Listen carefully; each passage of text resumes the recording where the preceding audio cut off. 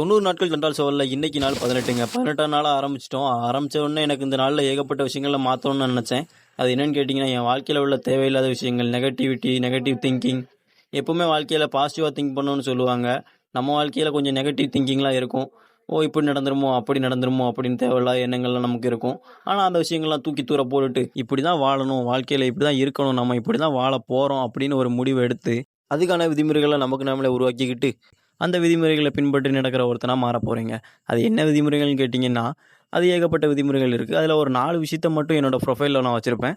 அது ஏன்னு கேட்டீங்கன்னா, அந்த 4 விஷயம் தான் கீ. என்னடா ஒவ்வொரு நாளும் ஒவ்வொரு மாரி பேசுறான்னு நெனைக்காதீங்க. வாழ்க்கைய மாத்தணும். நிச்சயமா மாறணும். ஏன்னா மாற்றம் ஒன்று தான் இந்த உலகத்துல மாறாதது. ஆனா நம்ம தான் மாறாம இருக்கோம். எல்லாவனும் சொல்லுவான், "நான் இன்னைக்கு ஆரம்பிக்க போறேன். இன்னைக்கு என் வாழ்க்கைய மாத்தப் போறேன்" அப்படின்னு.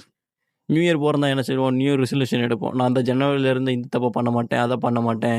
ஒழுங்கா ஜிம்முக்கு போவேன், அங்க போவேன், இங்க போவேன்னு. ஒண்ணுமே கிடையாது. Always mind set. நீங்க ஒரு விஷயத்த பண்ணணும்னு நெனச்சிட்டீங்களா? அத எப்படியாவது பண்ணுங்க. அப்பந்தான் அது கொஞ்சம் கொஞ்சமா இதாகும். ஸ்டார்ட்டிங் இஸ் வெரி ஈஸின்னு நெனைக்காதீங்க. Starting is very hard. எல்லா இதுலயும் ஸ்டார்ட்டிங் கொஞ்சம் கஷ்டமா தான் இருக்கும். ஃபர்ஸ்ட்டு ஜிம்முக்கு போம்போது உடம்பு கை கால்லாம் வலிக்க தான் செய்யும். அந்த வலிய தாங்கிக்கிட்டா மட்டும் தான் வலிமையாக முடியும்.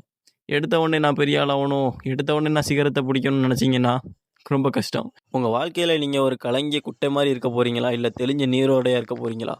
எதுக்கு அதிக மதிப்பு இருக்குன்னு உங்களுக்கே தெரியும். அதனால எப்படி இருக்கும்னு நீங்களே முடிவு பண்ணிக்கோங்க. அடுத்த பதிவில் மீண்டும் சந்திப்போம். இனியவர்களே!